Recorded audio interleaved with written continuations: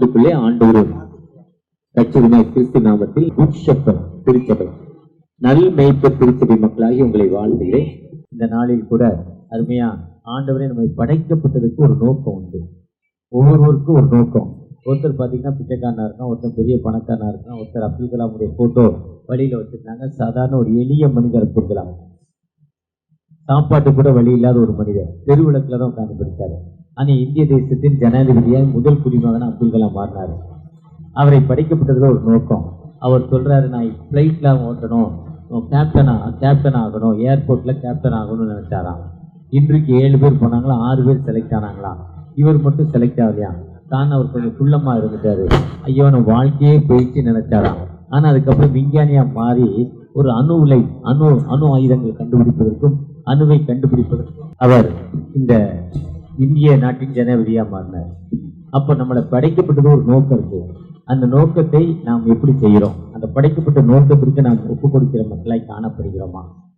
ஒவ்வொருவரையும் என்ன சங்கீதம் 139:16 உன் கருவையினுடைய கண்கள் கண்டதுங்கிறார். இறைமையா 1:5 சொல்றார், தாயின் கருவில் உருவாகும்னே நான் உன்னை தெரிந்து கொண்டேங்கிறார். அதுதான் அழகா ஒரு பாடகர் பாடுறார். தாயில் கருவாகும்னே என்னை தெரிந்து கொண்டு எனக்கு ஒரு ஊழியத்தை தந்தீங்க. என் நரம்புகள் உருவாகும்னே, என் சதைகள் உருவாகும்னே, என் எலும்புகள் உருவாகும்னே நீங்க என்னை தெரிஞ்சு எடுத்திருக்கீங்க. அந்த பொதுவாக ஆண்டவரை நம்முடைய கண்டுபிடிப்பு என்பது ஆண்டவருடைய நோக்கம். ஒருவேளை அப்படி கண்டுபிடிக்க ஆண்டவர்கிட்ட நம்ம என்ன பண்றோம்? வேதாமத்தை பார்த்தா ஆதாமை பார்க்கிறப்ப நீ பலுகி பெருகி பூமியை நிரப்புங்கள். ஆதியாகமம் 1:27 சொல்றாரு, you are increase and develop the எர்த்ங்கிறார். பூமியை பலுகி பெருகி பூமியை நிரப்புங்கள் அவர் சொல்றாரு. நோவாட்ட சொல்றப்போ இவர் பேழையை கட்டு, இந்த மக்களை நான் அழிக்க போறேன், அநியாயத்துல இருக்கான், அந்த மக்களை நான் அழிய போறேன், மழை பெய்யுது, அதனால ஒரு பேழையை கட்டுங்கிறார். பேழைனா கப்பல். முதலாவது கப்பல் கட்டினது யாரு? நோவா. அந்த நோவா தான் முதல்ல கப்பல் கட்டுறாரு. அடுத்து பாத்தீங்கன்னா ஆபிரகாமை அழைக்கிறார். ஆபிரகாமை அழைத்த உனக்கும் என் சந்ததிக்கும் ஒரு நித்திய உடன்படிக்கை, உன் மூலம் என் சந்ததியை அந்த உலகத்துல உருவாக்குவேன். ஒரு யூதா கோத்திரம், ஒரு இஸ்ரேல் கோத்திரம், ஒரு கிறிஸ்துவ கோத்திரத்தை உருவாக்குவேன் என்று அந்த ஆபிரகாமுக்கு ஒரு வாக்கு தத்தத்தை கொடுத்திருக்கிறார். ஆபிரகாம் யாருன்னா நதிக்கு அப்புறத்துல வேறே தேவர்களை சேவித்துக் கொண்டிருந்தான். யோசுவா 24:15 சொல்றாரு. நெகேமியா 9:7 சொல்றாரு, கல்தேயரின் ஊர் பட்டணத்திலிருந்து அவன் மனம் உண்மை உள்ளதென்று ஆண்டவர் என்ன பண்றாரு? அழைச்சிட்டு வர்றாரு. அவன் மனம் உண்மையிலிருந்து அழைச்சிட்டு போய் ஒரு சந்ததியே அவன் மூலம், ஒரு பெரிய ஜாதியை அவன் மூலம் உருவாக்குறார். சார்பட்டா பரம்பரை, அப்புறம் இன்னும் எப்படி பரம்பரை, குத்துச்சண்டை போடுவாங்க, எத்தனை பாக்ஸிங்க்கு போடுவாங்க, எத்தனை பரம்பரையே போடுவாங்க. அதே மாதிரி அத்தனை பரம்பரை, ஒரு பரம்பரையை நான் மூல கொண்டாடி அது என்னுடைய ஜனங்களை தேர்ந்து கொள்ளுகிறார். மோசையை தெரிந்து கொண்டிருப்போ அடிமைப்பட்ட ஜனங்களை வழி நடத்து, நீ அவங்களுக்கு ஃபாலோ பண்ணு, நீ ஒரு தலைவனா போ என்று மோசையிட்ட சொல்றாரு. இப்படி ஒவ்வொருத்தருக்கும் ஒவ்வொரு தலைமைத்துவத்தை கொடுக்கிறார். பவுலடிகளை சொல்றாரு, உன்னை அப்போஸ்தலர் 9 சொல்றாரு, உன்னை வந்து நான் தெரிந்து கொண்ட பாத்திரம், சூசன் இன்ஸ்ட்ருமெண்ட்ங்கிறாரு. நான் உன்னை தெரிந்து கொண்டேன், ஏன்னா நீ ராஜாக்களுக்கும் புறஜாதி மக்களுக்கும் என் சுவிசேஷத்தை அறிவிப்பதற்கு நீ காஸ்பல் ரதங்கிறாரு. நற்செய்தியாளர், நற்செய்தி பணி. அதுதான் பிலிப்பர் சொல்றாரு, நான் அடைந்தாயிற்று, முற்றிலும் தேறினவன், நான் பின்னானவர்களை மறந்து முன்னானவர்களாடி கிறிஸ்துவின் லக்கை நோக்கி ஓடுகிறேன் என்று அந்த பவுலுடைய வாக்கு தத்துவத்தை கொடுத்திருக்கிறார். ஒருவேளை உங்களையும் ஆண்டவர் அழைத்திருக்கிறார்னா அதுக்கு ஒரு நோக்கம் இருக்கு, அதுக்கு ஒரு திட்டம் உண்டு.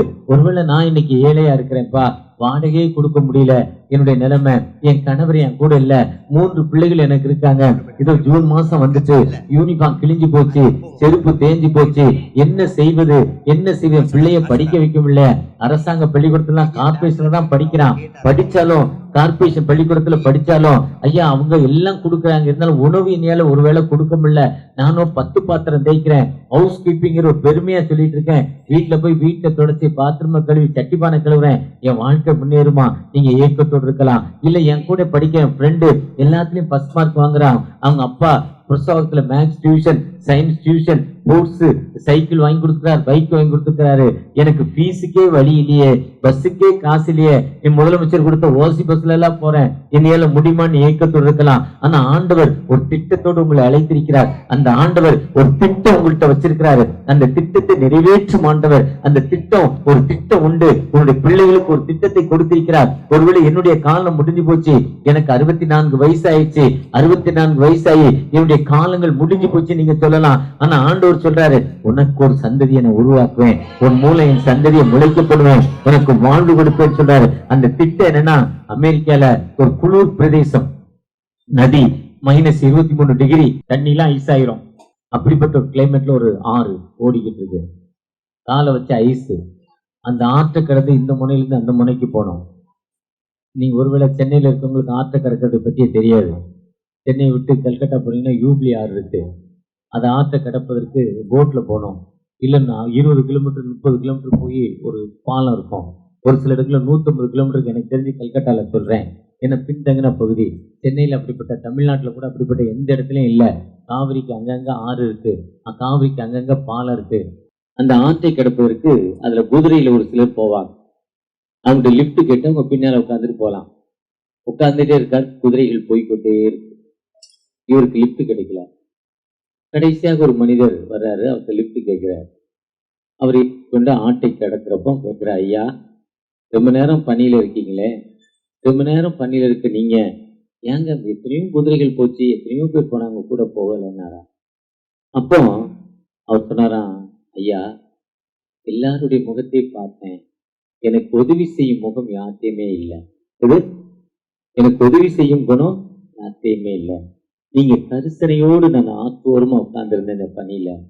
நீங்க பார்த்த பார்வை ஒரு உதவி செய்யணுங்கிற பார்வை இருந்துச்சுனாரா.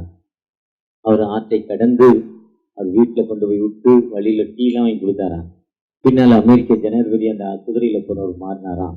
ஒருவேளை நீங்கள் நானும் மற்ற மக்களுக்கு உதவி செய்கிற மக்களாய் காணப்படுகிறோமா? ரோட திறக்கிறாங்க, வண்டிகள் வந்து கொண்டே இருக்கு, முடியாத மக்கள் இருக்காங்க, பஸ்ல டிராவல் பண்றோம், மெட்ரோல டிராவல் பண்றோம், நம்ம உட்காந்து தலையை கீழே போட்டு உட்காந்துடுறோம் மெட்ரோல. இன்னும் மெட்ரோ நல்லா இருந்தது, இப்போ மெட்ரோ நல்லா இல்லை. ஏன்னா கூட்டம், கட்டுக்கடங்காத கூட்டம். மெட்ரோல போக முடியாத சூழ்நிலை. எத்தனையோ வயதானவங்க குழந்தைகளை வச்சுட்டு இருக்காங்க, பெரியவங்க, முடியாத மக்கள் இருக்காங்க. அந்த மக்களுக்கு நம்ம உதவி செய்கிற மக்களா நம்ம கண்டுக்காம உட்கார்ந்துருக்கிறோம். அந்த மக்களுக்கு உதவி செய்கிற மக்களாய் காணப்படுகிறோமா? பஸ்ல போறோம், பஸ்ல உட்கார்ந்துருக்கிற நீங்கள் நானும் என்னங்க நம்ம எத்தனை பேருக்கு உதவி செய்யறோம்? ஒரு சகோதரி பஸ்ல போனாங்க. பஸ்ல போறப்போ அந்த அம்மா ஒல்லியா இருந்தாங்க. அடுத்த பஸ் ஸ்டாண்ட்ல ஒரு அம்மா ஏறினாங்க. 3 டிக்கெட் போடணும் அவங்களுக்கு, அவ்வளோ அகலம், ஒரு 140 கிலோ. அவங்க அந்த சீட்ல உட்கார்ந்தாங்க. பஸ் டிக்கெட், பிடிசி பஸ் எவ்வளோ இருக்குன்னு உங்களுக்கு தெரியும். சீட் ஒரு ஆள் தான் உட்கார முடியும். என்னை மாதிரி ஆள்லாம் 1 ஆள் உட்காரலாம். கொஞ்சம் அகலமாக இருந்தால் ஒரு ஆள் தான். அதில் அந்த அம்மா தள்ளி உட்காருனாங்களாம். அந்த ஒல்லியா இருக்கம்மா தள்ளி தள்ளி தள்ளி தள்ளி இந்த ஜன்னல் பக்கத்தில் வந்துட்டாங்க. இன்னும் தள்ளி தள்ளி போங்கிறாங்க, இடம் இல்லை. அப்போ பக்கத்தில் பின்னால் அந்த ஒரு அக்கா சொல்கிறாங்க, உனக்கும் 5 ரூபா டிக்கெட்டு, அவளுக்கும் 5 ரூபா டிக்கெட்டு, நீ பாதி இடத்த எடுத்துக்கோ, நீ ஏன் தள்ளி போறியேன்னாங்களாம். அப்போ அந்த சகோதரி சொன்னாங்களாம், அவளை மாதிரி ஒல்லியா இருக்கிற சகோதரி சொன்னாங்களாம், என்ன சொன்னாங்கன்னா, அடுத்த ஸ்டாப்பில் லாயிஸ் ரோடு இறங்க போகிறோம், அடுத்த ஸ்டாப்பில் இறங்க போகிறாங்க, இதுக்கு எதுக்கா பிரச்சனை? இதுதான் வாழ்க்கை. வாழ்க்கை என்பது ஆண்டவற்றை நம்ம எப்படி விட்டு கொடுக்குற மக்களாய் காணப்படுகிறோம்.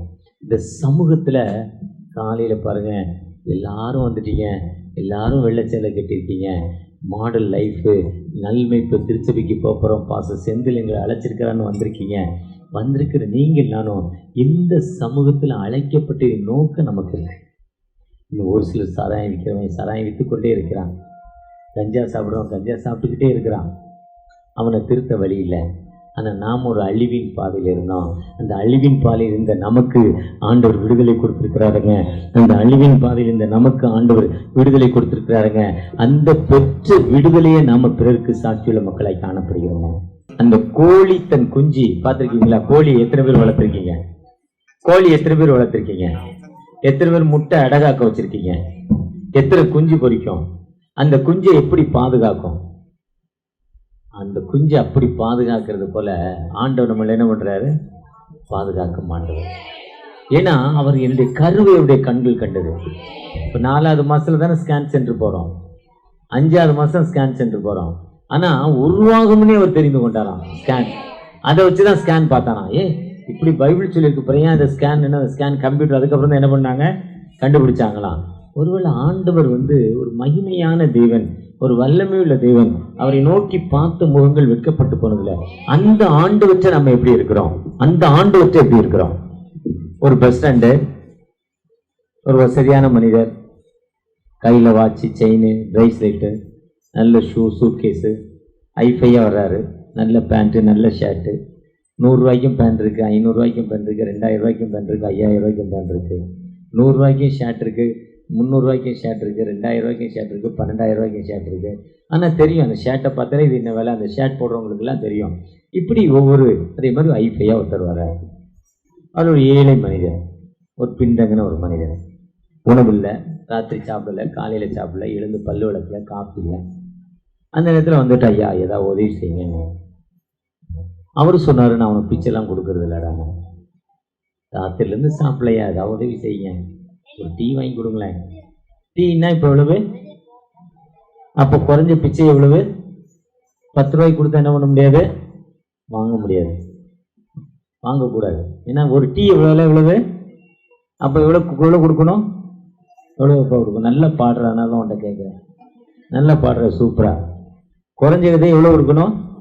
இப்போ 1 ரூபா 2 ரூபா நம்மகிட்ட என்ன இல்லை, 5 ரூபா நாணயம் கூட வேஸ்ட் இல்லை, 10 ரூபா நோட்டு தான் குறைஞ்சது. அப்போ குறைஞ்சதான் பிச்சை கொடுக்குறோம். ஏதாவது உதவி செய்யனாரு. அவர் சொன்னா உதவி செய்யல, என் கூட லைஃப்ல பார்ட்னரா சேர்ந்துக்கிறியானாரு. அவனுக்கு ஒரே ஷாக்கு, எப்படி நான் லைஃப்ல பார்ட்னரா சேர முடியும், எப்படி ஏன்னாரா, வா நான் உனக்கு ஒரு கடை வச்சு தரேன், கடையில் ஜாமான் தரேன், அதில் வியாபாரம் பண்ணுறத நீ நம்ம 2 பேரும் பார்ட்னராக செய்வானாராம். சரி நான் கடை வச்சு தரீங்க, நான் கடையில் இருக்கிறேன், அது எப்படி கணக்கு, எனக்கு லாபத்தில் 10% முதல் போடுற கடை கொடுக்குற உங்களுக்கு 90 விழுக்காடா, எப்படி கணக்குன்னு கேட்டாராம். அந்த பணக்காரர் சொன்னாராம், இல்லைப்பா லாபம் 100 ரூபானா உனக்கு 90 ரூபா, எனக்கு எவ்வளவு 10 ரூபா கொடுப்பா போதுன்னாராம். அவனுக்கு ஒரே என்னையா சொல்கிறீங்க, என்ன, ஆமாப்பா நீ தான் வேலை செய்கிற, 90 ரூபா நீ வச்சுக்கோ, ஒரு நாளைக்கு 100 ரூபா லாபம் இருந்தால் 90 ரூபா நீ வச்சுக்கோ, 1000 ரூபா வியாபாரம்னது சாதாரண பெட்டி கடை, வீட்டில் 10 டப்பா வச்சுருக்காங்களே இன்றைக்கி 1000 ரூபாய்க்கு விற்றுறாங்க. 1000 ரூபாய்க்கு விற்றா குறைஞ்சது 100 ரூபா இருக்குது, குறைஞ்சது 100 அந்த மிட்டாய், சாக்லேட்டு, ஷாம்பு, சோப்பு, இப்படி ஒரு சில ஐட்டம். இப்போ நாங்கள் சோப்பு வச்சுருக்கோம், லிக்விட் வச்சுருக்குறோம், எல்லாம் வச்சுருக்குறோம். இப்படி ஒரு சில ஐட்டங்கள் கொஞ்சமாக வச்சுருந்தாலும் குறைஞ்சது 1000 ரூபாய்க்கு நடக்கும். எங்கள் வீட்டு பக்கத்தில் ஒரு அம்மா இருக்காங்க, ஒரு வயதான அம்மா, வீட்டுக்கு உள்ள கடை வச்சுருக்காங்க. காலையில் 4:30 மணிக்கு எழுந்திருப்பாங்க, ஜோம் பண்ணுவாங்க 5:30 வரையும். 5:30க்கு கதவை வாசலை திறந்து வச்சுருவாங்க. கடைலாம் கிடையாது, கடைலாம் மறைச்சிருக்கும், பையன் வண்டியை விட்டு மறைச்சிருவான். குறைஞ்சது ஒரு நாளைக்கு 3000 ரூபாய் வியாபாரம் பண்ணுறாங்க.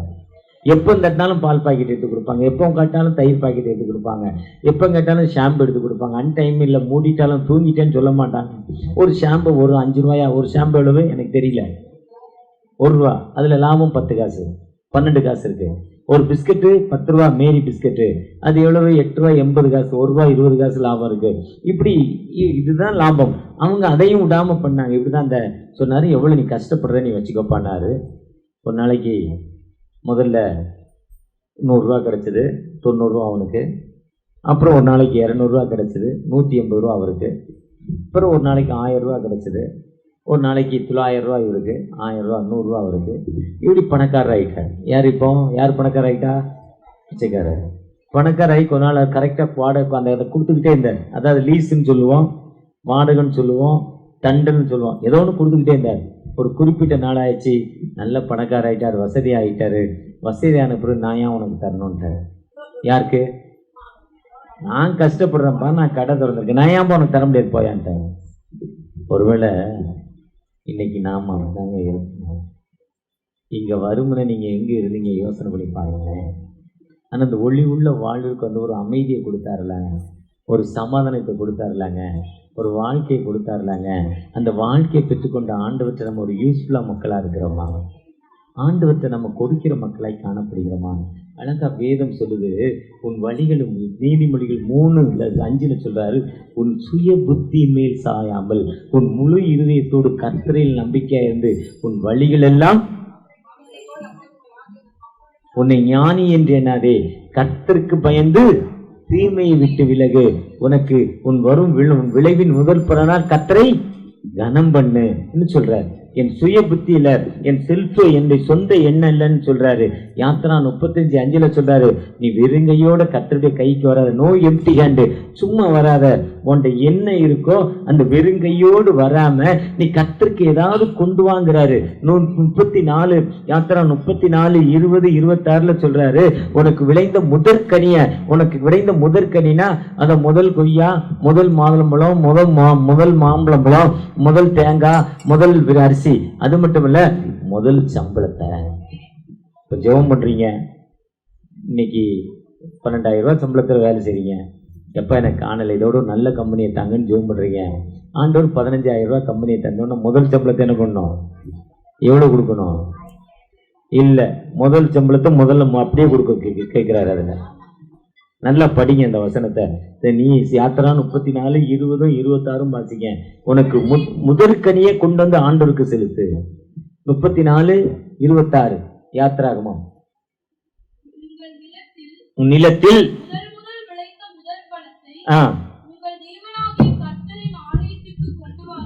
சொல்றாரு. போதும், முதற்கனி என்ன பண்ணணும்? முதல் சம்பளத்தை என்ன பண்ணணும்? நீங்க இப்போ அந்த அம்மா கேட்குறாங்க, முதல் காணிக்க முதல் சம்பளத்தை வாங்கி நான் ஏன் சாப்பிட்றதுன்னு கேட்குறாங்க. பாஸ் மட்டும் வசதியா இருக்கிறாரு, ஐஃபையா இருக்கிறாரு, நான் என்னத்தை சாப்பிடுறதுங்கிற. ஆண்டவர் சொல்றாரு, உன்னை என் உள்ளங்கையில், உன் மதில்கள் எனக்கு எப்பொழுதும், உன் தேவைகள் எனக்கு தெரியும்.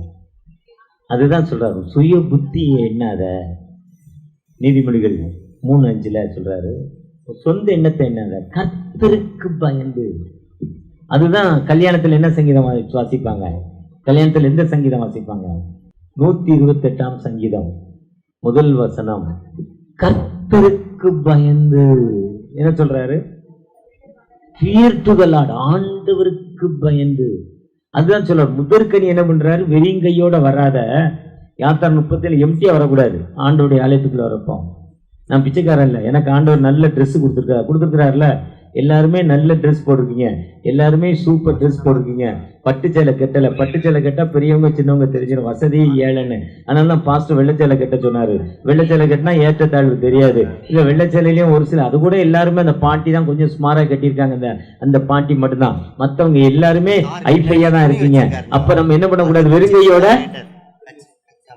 விளத்துல வந்து முதற்கனிய கொண்டு. அதுதான் மல்கியா 3:10 சொல்றார், உன் ஆலயத்தில் ஆகாரம் உண்டாயிருக்கும்படி தசம பாகங்களை காணிக்கையில் கொண்டு வந்து எங்க செலுத்து? என் ஆலயத்துல செலுத்துங்கிறார். மல்கியா 3:10 சொல்றாரு. மல்கியா 3:10 சொன்ன ஆண்டவர் நெகேமியா கூப்பிட்டு சொல்றாரு, ஏழை எகேமியா, முதல் ராஜா தாவீது கட்டின ஆலயத்தை உடைச்சிட்டான், அடுத்த ஆலயம் கட்டணும். அப்ப நெகேமியா ஒரு பிச்சைக்காரன், பானை பார்த்தா ஹவுஸ் கீப்பிங். இன்னைக்கு பெருமையா என்ன வேலை பாக்குறீங்க? House keeping. ஹவுஸ் கீப்பிங் என்னங்க வேலை? வீட்டில் போய் பெருக்கிறது, துடைக்கிறது, தூங்கிதான் ஹவுஸ் கீப்பிங் இதானே. ஆனால் இன்னைக்கு நம்ம மாடர்னாக சொல்லிக்கிறோம், இங்கிலீஷ் தெரியும்னா ஹவுஸ் கீப்பிங். அதைத்தான் பார்த்தார் நெகேமியா. ஆனால் எழுந்து கட்டுவோம், ரைஸ் அண்ட் பில்டப். எழுந்து கட்டுவோம், வாங்க. ஒண்ணுமே இல்லை, முதலே இல்லை, முன்பணமே இல்லை, வாங்க போய் கட்டுவோம். கர்த்தருடைய கரம் எங்களோடு இருக்கிறது. அவர் தான் சொன்னார் நெகேமியா 10:33 3ல் 1 ஆண்டவருக்கு போடுவார். எத்தனையில? நீங்க வேலை செய்யலா? இல்ல, வீட்டில் இருக்கீங்க. நீங்க வேலை செய்வீங்களா? நீங்க வேலை செய்ய எவ்வளவு சம்பளம் தெரியுமா? சொல்லு, நான் வாங்க மாட்டேன். எவ்வளவு பாப்பா சம்பளம்? 50,000. 15 ரீசனபிள் மேலே. இப்போ எல்லாரும் அதான் கொடுக்குறாங்க. ஒரு நாளைக்கு 500 ரூபா கணக்கு. அதில் எத்தனையில் 1 கொடுக்கணும்? 3ல் 1. 5,000 ரூபா கொடுக்கணும்.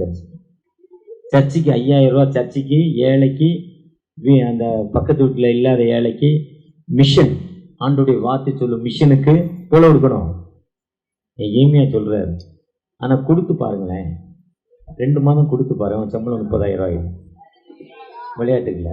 இல்லை சொந்தமாக ஃபேக்ட்ரி ஆரம்பிச்சிருவார், இல்லை ஒரு எம்எல்ஏ எம்பி ஆகிடுவார், ஒரு அமைச்சர் ஆகிடுவார்.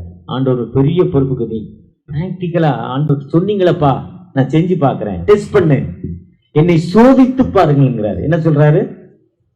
அதுதான் எசேக்கியேல் 45:13 6ல் 1 கொடுங்க. அவர் எத்தனையில் 1 கொடுங்கிறாரு? 6 ரூபா சம்பளம். இப்போ பாப்பா சொன்ன மாதிரி 15,000 ரூபா. 15,000 ரூபாய 6ல் ஒன்று எவ்வளோ பாப்பா? 6 2 2,500 ரூபா கொடுக்கணுங்கிறாரு. 6 2 12 6 6 3 15 ஆச்சா? 2,500 ரூபா கொடுக்கணுங்கிறாரு.